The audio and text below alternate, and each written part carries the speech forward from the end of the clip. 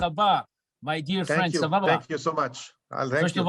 First of all, I want to welcome you to Up Close and Personal. You know what? It's a way of getting to know the people in our congregation, and for our congregants to see who you are and what you do and what you bring to our congregation, to our synagogue, and to your kehillah.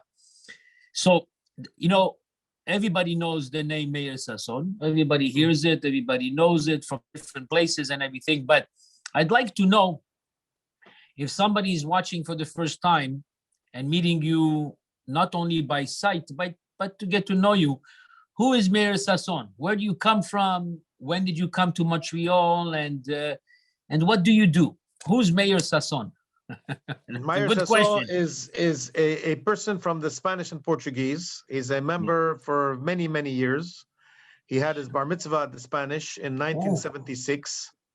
Wow. It's a long time ago. During the Olympics. Yeah, 1976. I was 13 back then. That was about 5 decades ago, almost. No, well, 4 decades ago. Yeah. Yeah, so it's a long time ago. I remember everything. I remember, taking lessons with Hazan Shachter. Gedalia Shachter. Rabbi Solomon. I remember Rabbi Solomon. All these people are part of my life. They are, although they moved on, they're part of my childhood.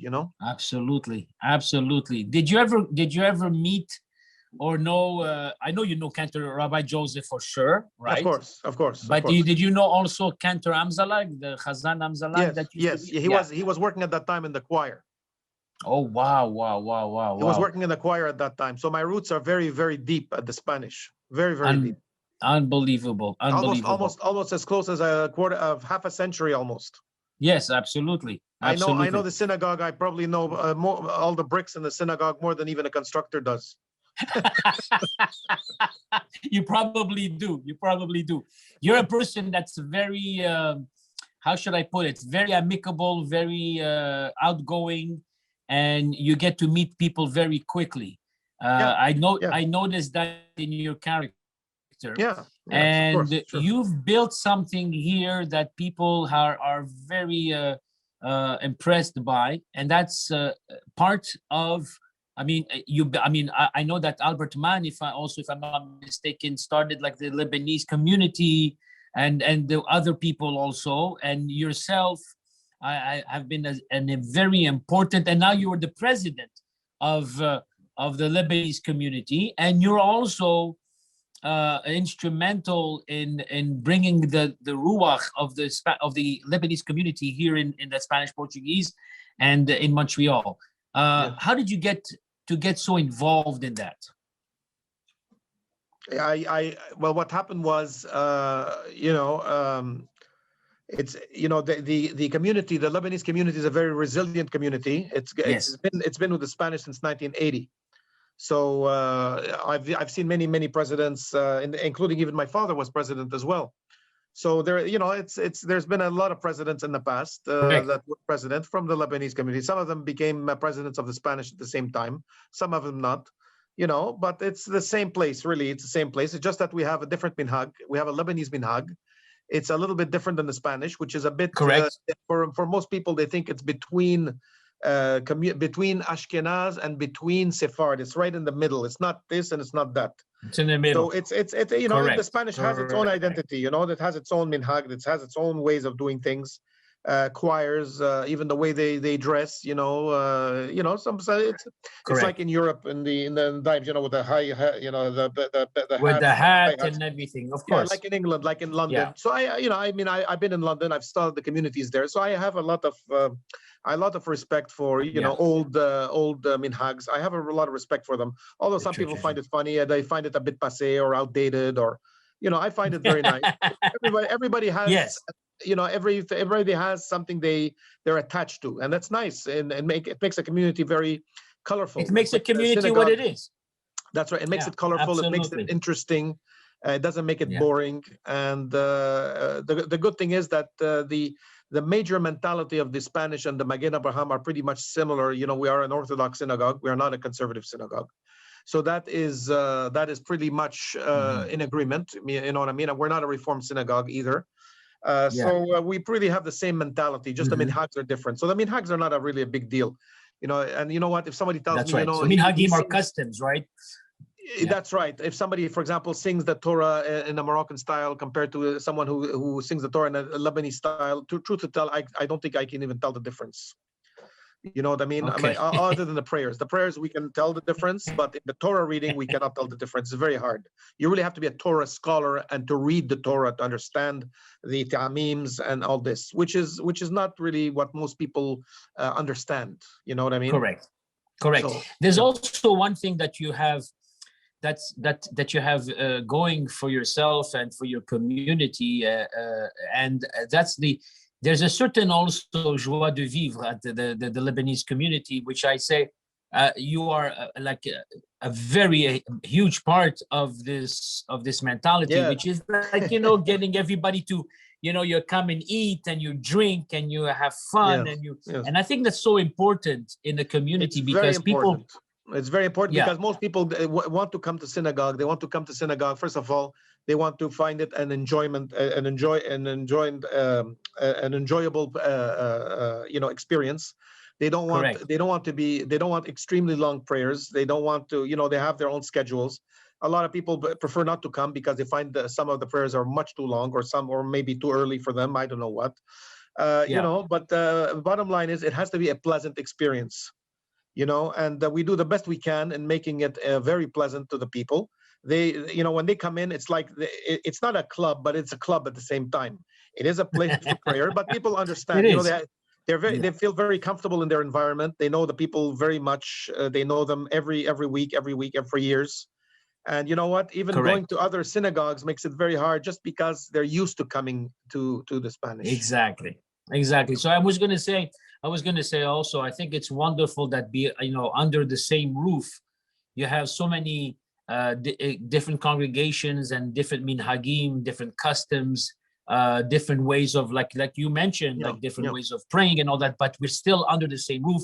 We're able to feed off each other and to do things together once in a while. Like I know that you have, you know, like great parties like for Purim and for Hanukkah and all that. And it's amazing that we can get together and do that. What do you think, Meir? How do you see the future developing in a sense, and how do we get young people to come back to the synagogue? I know that we have this, it's not a Spanish or Portuguese or Maghen Abraham issue. It's a national, an international issue, right? Yeah. So what would be maybe your approach? My approach, well, first of all, for sure, it has to be off the record. It's off the record. If I give you my opinion, I'll give it to you. It doesn't matter, because it's all what I hear is what everybody tells me. So it's not a secret either. Okay, so it's not a secret, and we can share it here. We'll share it. It's off the record. You understand what I'm saying? It's what I hear. First of all, people don't want very long prayers. That's one thing I found very, very, unfortunately, to me, it doesn't disturb me. You know, if I stay an hour and a half, it really doesn't bother me. But young people who have kids, you know, they want to go back home. They don't want to be very late, unless there's you know, and you have to understand also, when a community gets older, they get hungry very early. That means at 11 o'clock, they're starving, you know, and to finish at 12 or 12:30 is a big problem, you know. Yes. Some people don't like to wait that long, and they prefer not to go to synagogue because of these reasons. That's one of them. Okay. The second thing is they want something that is more. They want something that is more spiritually satisfying, and it's been told many times, whereby they want more English and Hebrew in the books, because you know the Maghen Abraham prays with only strictly English Hebrew books. It's strictly. Hebrew, just Hebrew. Okay. And a lot of people, they tell me, you know, I don't understand what I'm reading. I mean, I'm following the prayers, but I really don't understand what I'm learning here. Okay. Which is the majority. That's okay. Which is that's the majority. Fine. Okay. So that's a problem, because a lot of other communities are explaining, for example, you know, one of the things that I found that, you know, every week when I come and do the Dvar Torah for the Maghen Abraham, I saw so much interest in it, because I don't only talk about, you know, the parasha, but I talk about the parasha in the context of modern life. Yes. you know, in how it relates to us today. Not only about you know. That's right. You're making it relevant. You're making it relevant to them, where they really find where it really connects to them. You know, we were talking about, for example, the death of you know, Nadav and Abihu.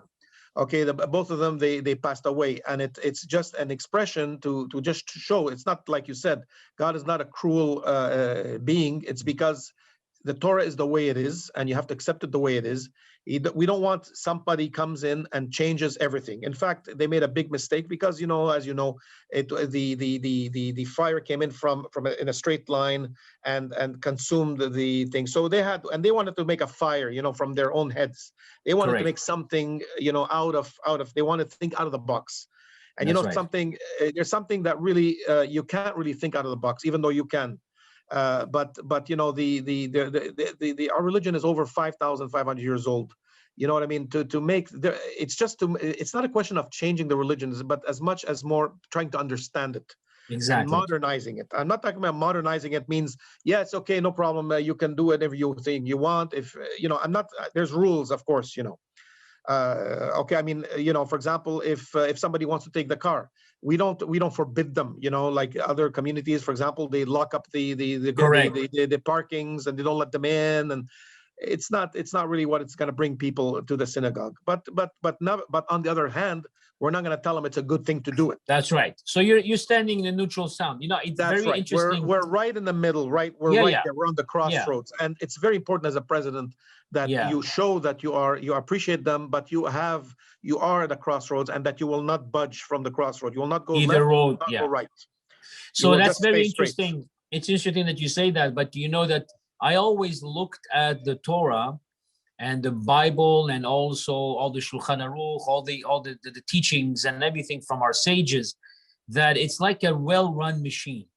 Yeah, it's a very well-run machine, and extremely you notice that if you add anything to a machine, or you take out anything from it, even if it's a small bolt or a nail, the whole machine will break. Really, I think what we want to do is preserve, but at the same time, we want to attract. We want to attract people, bringing them in. And I see what you're saying: shorter services, more interactive services. Something also, that's I have to be honest with you. Also, people complain in the morning in our morning daily prayers. For example, they complain there's no more breakfast. They used to we said the law is there's no more breakfast, but we used to put them in these little bagels in these little plastic containers and everything. Now we get zero, nothing. And so we should. These are the things that we have to take in a consideration. Well, you see it from the people. You know, if you remember Thursday, we were 8 people, and a lot of people are not showing up. A lot, you know, I have to say, a lot of people also like to come in for breakfast. Also, I mean, it's not because it's not the punchline, but it's a social thing. It's a social thing, and people like the social. Even if you have a whiskey to drink with people after to just make a few jokes, it's better than having nothing and just running out, you know, from the prayer directly to your work. It really builds nothing. It brings nothing to. So if I understand well, and I think I can read, you know, between your words and everything, as a president and as a person who's very social and who likes to interact with people, the whole social aspect of coming to the synagogue is not only to come, pray, and leave. It's mostly to come, to pray, but to mingle, to create community, to eat, to drink. That's right. And to feel satisfied, not only spiritually, but socially also. That's right. Don't forget, the synagogue is a social event, okay? No matter how you see it, it's still a social event. And, you know, people don't want an unsocial event. They want a social event. You do want to, our success, you know, in making Purim parties and making, for example, Sukkot, you know, we've shined in many, many things. We've done a lot of things. But the real reason we do this is because people like it. Yeah. Yes, it's expensive, okay, because there's always someone who's going to look at the bottom line and say that somebody has to pay for this. We understand, but that's what people really enjoy. And if we are going to say, okay, we're saving money, you know what? We are saving money, but we're losing members. Exactly. And a lot of people are interested only in saving money. You know, they're not interested. They don't care. You know, since I don't know, we stopped the Kiddush in the morning, for example, for how long? Maybe months. Yeah. And you know what? It's like people think it's okay. And you know what? I don't want to get involved in the board or anything because of. No, I understand. I understand. You don't want to, but your view is important, and I think it's shared by many people, and I think we're getting there. But this pandemic has really thrown a very. But we're not helping ourselves because because a lot of people, they just pray and they leave today. Yeah. And that's what's happening in the morning, if you noticed. Okay. Yeah. I think we're walking a very thin line now where, and I'll be honest with you, just yesterday, on the before Rosh Chodesh, I was called by Chabad. They said, we're having a big breakfast, beautiful breakfast with the somo fumé and everything and this. Why don't you join us? And you know what? I came very close to joining them because I used to do Rosh Chodesh with them. But you know what? We're barely 10, these days at the Spanish, that I said, you know what? I really can't go there, even though they have a nice breakfast and everything, very lavish and everything. But you know what? I can't let go. I'm part of the 10 really, or 10 or 11 people that are there. So you know what I mean? My presence is important in the Spanish during the weekdays in the morning. Baruch Hashem, we've got, So it's important, but I realize that a lot of people don't care. There are a lot of people that are even part of the synagogue. They'll go there. They'll go to other synagogues if there's a breakfast. I mean, they'll go where the social thing is. That's right. So but we Baruch Hashem, so far we're doing. Yeah, but I realize it's a strong weapon. It is a weapon. It is a weapon. And I wanted to say, I mean, you're a very, outspoken person. You say it as it is, and if you think of something, or if you need to express something, you say it, and it's constructive. A lot of the time, when you think about it, sometimes we have thoughts that we don't express, and because we don't express them, sometimes they're their downfall, right? The downfall is that because we don't express what our thoughts are. That's right. I'll be honest with you now, okay? Off the record, okay? Off the record. What is the matter with when you say off the record? I have to be very careful. Hold on a second. When you say off the record, I'm still gonna use it. You know that. Yeah, that's good. That's fine. That's okay. Right? That's okay. You can use it, Phil. You can use it. Well, I'll tell you. I'll be very frank with you, okay? For example, I made a donation to the Spanish just a few weeks ago, okay? I don't see why, for example, after the prayers, you wake up very early in the morning, okay? You come to prayers. Yeah.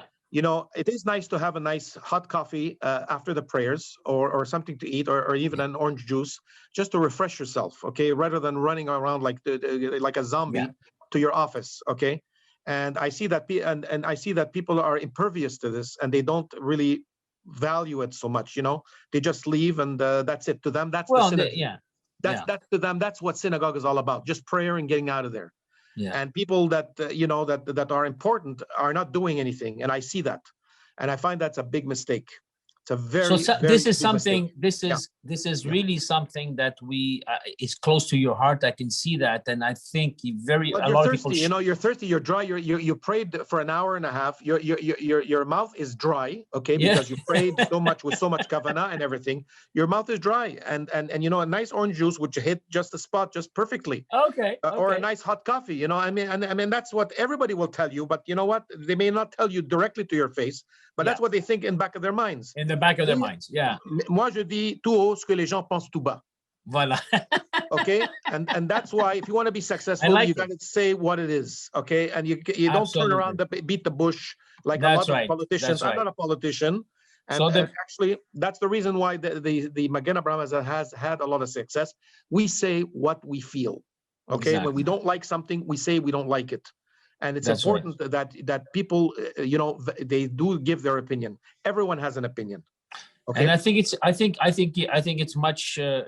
much healthier for everybody that when we express our thoughts and we talk about it and we open it up, and I think things work out. So I see that the remedy, there's no clear remedy about anything in organized religion, in the way we do synagogues, the way we run our synagogues and everything, and churches and mosques and everything else. People have to, for them to come back and find Hashem, find God, and find a way to pray. Everybody has their own way, and everybody has their own time. At one point or another, they always come back and do it and everything. But what you're saying also is you want continuity. If we serve food, if we serve something, it's not because of the food or the drink. It's the social aspect. No, it's the social aspect. And you know, the social aspect, you see what let's say in a kiddush, for example, okay? Before, let's say at the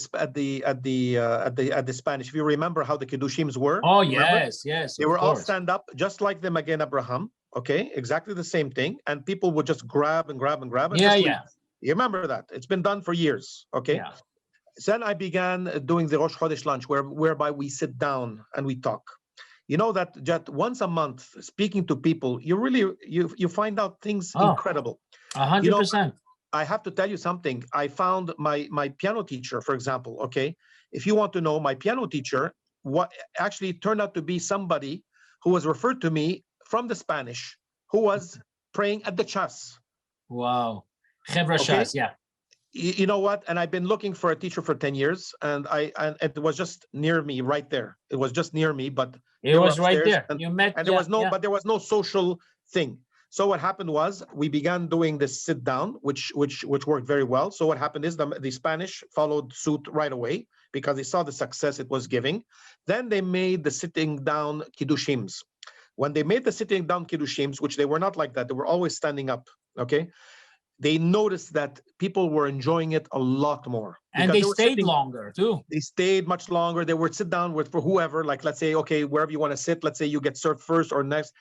And you not only you sit with the same people, which is always the same case. Sometimes you sit with some other people. And you know what the nice part is? You learn to speak to people that you never spoke to. That otherwise, if let's say you come and pray and you leave, you'll never meet anybody. I can be praying with a guy in 10 years and I'll never speak to him. You know, but the point that you drink and you talk with people, that's the way you interact. Interaction is very, very important. And you know what? Absolutely. All these things have been shoot and miss things. You know what I mean? Like it wasn't planned like this. It just happened like that. But they were right moves. They were right moves, and they were successful. Exactly. Well, you learn you learn by experience and all that. I feel very bad personally because this pandemic really put a damper on a lot of things, even though, you know, things were like really acting it up and the synagogues, getting better and everything. And then, the kiddushim and the social aspects that you said. But I'm hoping, Be'ezat Hashem, that slowly now that vaccinations are like, you know, being all, given out, and that people will feel a little bit more secure. Come to the synagogue. We will can start now slowly giving food here and there, and then coffee, and then drinks, and then maybe sit down, and then after a while. And people find it like a regular party, a weekly party. You know, most people 100%. Work very hard during the week. Some people have nobody to talk to during the week. That's right. They're so tired during the week that they don't really socialize. And actually, the synagogue is the best socializing part. Actually, it was always a socializing event. The synagogues. Beautiful. It wasn't like this. Beautiful. But it was. That's what really brought them. And one thing I've done also is you gotta make people feel part of the community. One of them is, and I had a lot of success with also because I was the first one who introduced it. Is, you know, first of all is. I'm not saying it's something that the Spanish does, which doesn't relate to me if they want to do it or not. That's their business, you know. But what I've done is for example the Petihat Kahal, okay? Yes. What happened is the opening of the ark. Yeah. The opening of the ark. I made a list with everybody with their dates. So that way, there's no such thing as he came up before. And I saw that. I saw that in the entrance. That's right. That was done by me actually about 3 years ago. And people were delighted about this. And in fact, even if they can't make it, they can always switch with someone else so they don't lose the opportunity. Beautiful. And I've switched with a few people. You know, I was number 23. And I switched with someone who couldn't make it. And I became number 17. Which is no big deal. It doesn't matter. But you know what? People feel very, very, they feel welcome. And you know how and they feel important. Yeah, you give them the importance. So important. Because spiritually, spiritually, the Petihat Kahal is the jackpot. You know, the jackpot of mitzvot. You get the ark for the Torah. 100%. Not only that, but you get a percentage of every single mitzvah that's being done over there by being Petihat Kahal. Yes. You know, in Lebanon, in the old days of Lebanon, it was only the Nasi who would be Petihat Kahal. Like I would be Nasi every week. Imagine that, eh? I mean, in this day and age, to be the same the same Petihat Kahal every week, you'll have a revolution. But you're doing it every week. Yeah, you're doing it every week. You're fine. Yeah, but not me. But I'm not the one who's Petihat. I give it to them. This guy's turn. Yeah. And you know what? How I know this is very good, because when I gave my first Petihat Echal to a member of the Maghen Abraham, you know what he told me? He says, "Well, you must be a new president." I said, "Why am I a new president?" I said, "Yes. What is the thing?" He says, "Well, I can tell you're a new president." I said, "How do you know that I'm a new president?" He says, "Because you're giving me a Petihat Echal." I said, "So what? What's the big deal? Parnas can give you that." He says, No. The last time the Parnas gave me a Petihat Echal was 18 years ago. Wow. And now you are coming to me and making me the first guy to commit. So I know you're a new president. Okay, so you gave him kavod. Give him kavod, and he became loyal like anything. Beautiful. So important. what I'm getting, and now this is my perception right now. First of all, I have to tell you that we're very happy. Your community, the Lebanese community, and the Spanish and Portuguese go a long way. Yes. And Bezat Hashem, we should have many years together. And I know that we have a beautiful communication. But what I'm getting out of all of this, it's not a question. You see, people maybe some of our viewers are going to say, well, it's mostly talking about food and social. What is this? It's a synagogue, but I see this corroboration and this intertwining of, in the Pirkei Avot, they say, don't separate yourself from the community. That's right. Be part of the community, even if you're able to pray by yourself, or even if you're able to join something, 2 or 3 people, find the minyan, come together, come to the synagogue. Why? Because it's a place to meet people, to know people, to celebrate, to socialize, to pray, and to get all the package. You get a full package when you come here. That's right. And you know what? I have to be honest with you. You know pretty much, okay? A lot of people who tell you, for example, well, this is not a party, and this is not this, and this is not that. But you know what? People are not coming in for an austere. We're not a Catholic religion. We're not here to be like the hermits, where we go in a mountain and we pray all day. We don't talk to no one. We don't see nobody. We don't talk. We don't interact. We just do pray. We're not ascetic. We're ascetic people. We're not ascetic. Right. We are, but we're not, on the contrary, like the Greeks, just pleasure seekers either. You understand what I'm saying? We're right in the middle, also, because we understand religion, but we have to understand also that it has to be pleasant. When it's not pleasant, and a lot of rabbis don't mind. They'll pray till the whole day. And it doesn't bother them. If there's no lunch, there's no food, there's nothing, it's okay. There's no problem. They can just take something, a little snack, and that's not a problem. But, for a modern Kahal, a family, to come to synagogue, for a guy who brings kids, for example, there's nothing for them. They will simply not come. It's very simple. And I see it with the new couples. In fact, not only this, but you know what? Coming to synagogue, a lot of mothers want to bring their kids to the school. You know why? Because that way she doesn't have to toil in the kitchen to make lunch for them, which is very difficult on Saturday when she's exhausted after she had a whole week. That's right. And then the kids will find also some friends to play with, and then become friends. Exactly. And you know what? That's how every mother thinks as well. Every mother will tell you that's fantastic. Beautiful. But nobody wants a dead end synagogue where all they do is pray. There is a lot of Ashkenaz synagogues that just do prayer, and then you leave, and that's it. Yeah, you come and you get your spiritual fill, and you go home and eat. That's right. And you know what? Unfortunately, these synagogues are failing. Okay, and they're hardly attended. Why? Because they're not pleasant to attend. I don't blame them. Right. I don't blame. You know what I mean? I mean, I'm not going to a synagogue to be bored, and I'm not going there just to pray 3 hours for nothing else, and just pray. And it's very long. So the message you're telling all our viewers, the message you're telling all the people is that come to the synagogue. Come, and we'll make it social. We'll make it together. It is social. It's been social. It's always been social. Even since the time of 500 years ago, even 1,000 years ago, it was always a social thing. 100%. And the fact that makes it a social thing means that there's interactions, and the interaction is the best part of the synagogue when there's 100%. Even 100%. When it's somebody doesn't agree with you, that's great. At least they're reacting. Absolutely. So talking about social, and as we come close to the end of our interview, I want to say one thing very important.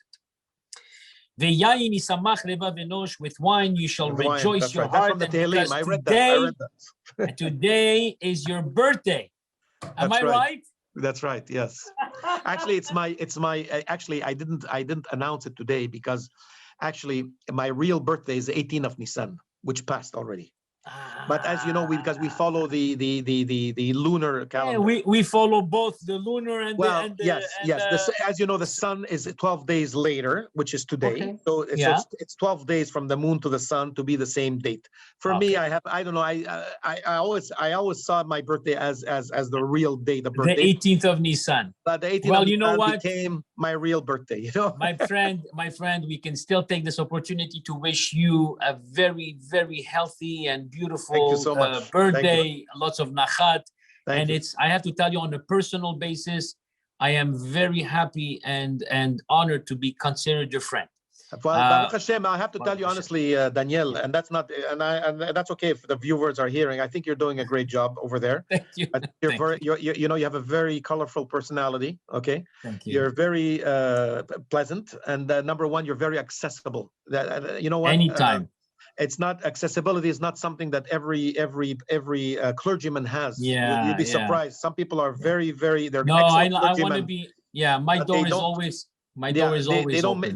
They just don't mix, or if somebody has a problem, you feel like sort of edgy to hesitate. To them about. Yeah. You are the person that you're the go-to person. Whatever there is, you're accessible. And you know what? I think that the synagogue is probably one of the biggest blessings in a synagogue, is to have accessible clergymen. Absolutely. That's so important, you know. Well, my friend, I'm accessible to you day in and day out, 24 hours a day. Not only to me, but to the Kahal. Baruch Hashem, for sure. To the Kahal and everybody in this Kahal, Kadosh Hazeh, my dear friend, refuah shelemat for your father. Thank you so much. Shelemat to all your family, and to prosperity, happiness. Thank you so much. I think you're doing a great job. And I think we're working hard, you know, we're working hard. Yes. We're working hard. You're working hard. Rabbi Pinto's working hard. David Azara's working hard. Meyer Waknin's working hard. Everybody's working hard, you know. Baruch Hashem. And we're going to continue. Yes, we're going to continue. You know, it's not just a simple thing. You know, organizing takes a lot of work. It takes a lot of commitment, a lot of commitments, and you have to be able to do it. And you know what? You can only do it if you love it. And I can see the love that you have. You love to do it. I love doing this. It's not a burden for you. It's a pleasure for you. You know, even when you have to do something unpleasant, like going to a cemetery, you say, okay, but I'm there. I give it. I have it waiting for me, and it's nice to feel someone who is involved in such a way where it's important. They see it as an important point. Amen. You know, thank you so much. I have to thank you as well. You know, I think it's both ways. It's not just me. It's you as well. You know, I have to be honest with you. So that means there's no I in team, right? Yeah, of course. And you know, I have to tell you something. As much as a president can be a president, or as much as a cantor can be a cantor, we don't go very far if we don't have a kahal. You know, kahal, you know, it's like you have a general and you have no army. What is the general going to be worth if he has no army behind him? You know. So let's continue creating this army. Yeah, Mr. My dear friend Meir, God bless you. Thank you. God bless you. I'll see you soon. Spanish. Thank you, my brother. Thank you so much. Ciao, ciao.